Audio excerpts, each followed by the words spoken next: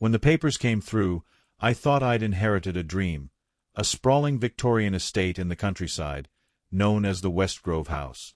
But tucked inside the final page of the deed was a handwritten clause. No guests after dusk. No mirrors in the west wing. And never, under any circumstance, open the front door at midnight. I thought it was a joke. It wasn't. I didn't even know I had a great-uncle named Alistair Westgrove until the letter arrived.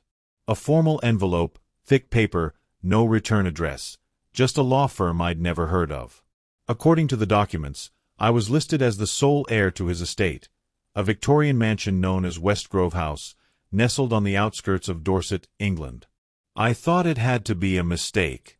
My family tree didn't stretch that far, at least not that I knew of. But the paperwork was clear, stamped, signed, notarized. I had inherited everything: the property, its contents, and the land it stood on. The house had been unoccupied for nearly 30 years. A caretaker had kept it functional, but otherwise, it remained untouched. It felt like a windfall, a second chance, a mystery waiting to be explored.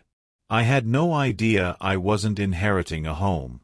I was inheriting a promise. Buried near the end of the deed transfer papers, between estate valuations and tax documents, was something that didn't fit. A single-aged page, hand-signed, slipped into the folder without explanation.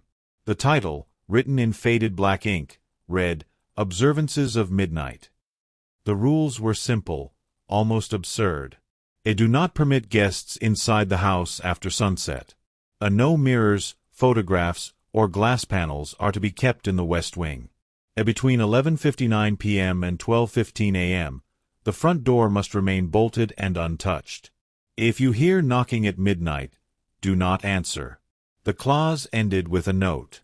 Compliance ensures continuity. Breach voids claim and consequence will follow. My lawyer rolled his eyes. Just tradition, he said. I signed it, half smiling, imagining candlelit ghost stories and long-forgotten superstition.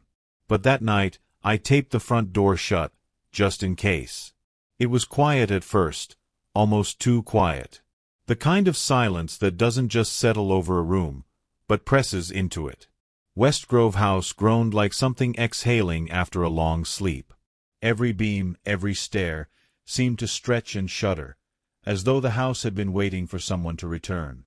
At 11:47 p.m., the grandfather clock in the foyer began ticking louder than it had all day. At 11:52, it started ticking backward.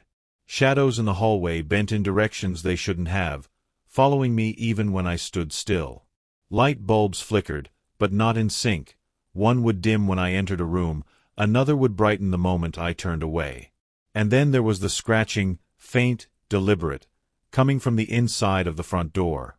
By midnight, the entire house had gone still again, as if something was listening.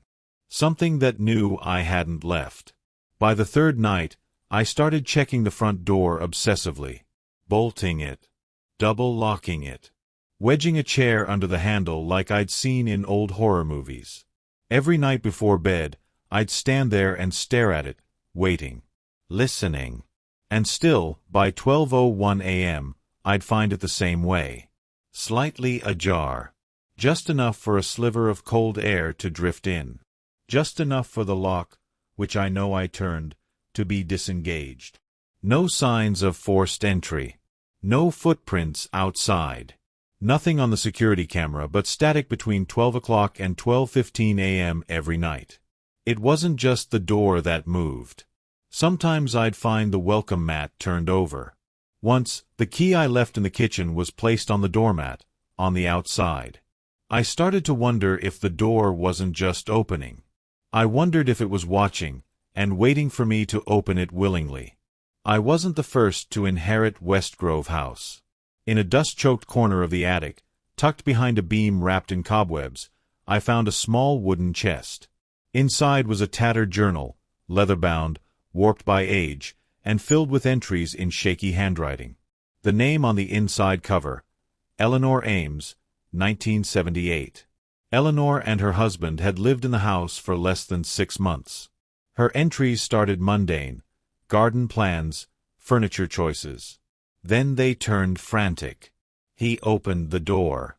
Just once. Now he won't sleep. He says something's standing over the bed. Mirrors keep cracking in the west wing, even after we remove them. The knocking stopped, but something got in. The last entry read, "If you find this, leave." The contract was not a joke. The house doesn't forget, and it always collects. Below it, written in a different hand, "One tenant remains." I told myself it was to prove I wasn't afraid, that the rules were just relics of superstition, nothing more. But deep down, I was tired of the waiting, the watching. I wanted to know. At 11:59 p.m., I sat in front of the door with the key in my hand. At 12 o'clock, the knocking began. 3 slow taps. Then silence. 12:01. The door clicked open on its own.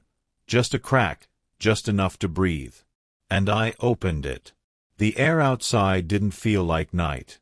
It felt empty, soundless, weightless. At first, I saw nothing. Just the quiet dark of the front lawn. Then something stepped in, not walking, not floating, just appearing. It was tall, too tall, wrapped in something like cloth, but moving like smoke. Its face was a blur. Its eyes, if they were eyes, locked onto mine. And in that instant I knew. I hadn't opened the door. I'd let it return. I thought the clause was a warning, a set of rules meant to protect me, to protect anyone living in Westgrove House. But I was wrong. It wasn't a barrier. It was a bargain. The journal, the whispers in the walls, even the scratching at the door, it all made sense once I reread the final line in the handwritten clause. Compliance ensures continuity. It wasn't my safety it guaranteed. It was the containment of something ancient, something trapped inside the house long ago. Every generation, one heir signs the contract. One life binds the rules. By opening the door, I didn't break the rules. I ended the deal. The protections are void. The creature, or whatever it is no longer confined to midnight or to Westgrove. And it knows my name. Because I signed the contract. And now, I owe it something. They never found me. The police said I must have left in the night, vanished without a trace. My car's still in the driveway. My clothes still in the closet. But I'm gone. The house has been listed again. Victorian estate, partially restored, with historic charm. The listing doesn't mention the clause. It never does. But the page is still there, tucked in the back of the contract. Handwritten. Faded. Unchanged. No guests after dusk. No mirrors in the west wing. Never open the door at midnight. It's waiting for someone new to sign. Someone to take my place. Because something must wait behind the door. To keep it from walking the world. And now that someone is me. So when you hear a knock at midnight, don't answer. Because it might not be something trying to get in. It might be me, trying to keep something else from getting out.